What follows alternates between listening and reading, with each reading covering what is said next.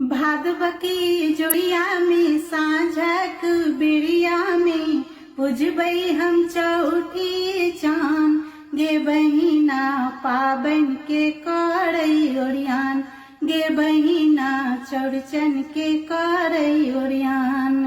भादवकी जोड़िया में साँझक बेरिया में पुजबै हम चौठी चान गे बहिना पाबन के करई ओरियान गे बहिना चौड़चन के करई ओरियान गे बहिना चौड़चन के करई ओरियान।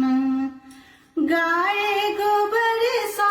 आंगन निपबै माझे आंगन में अरिपन करबै गाय गोबर सा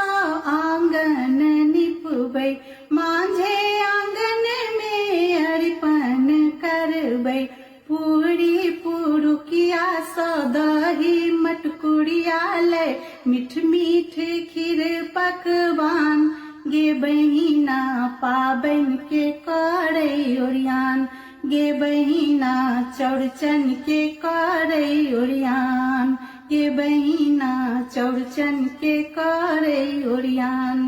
भादवकी जोड़िया में साँझक बेरिया में पुजबै हम चौठी चान गे बहिना पाबन के करई ओरियान गे बहिना चौड़चन के करई ओरियान।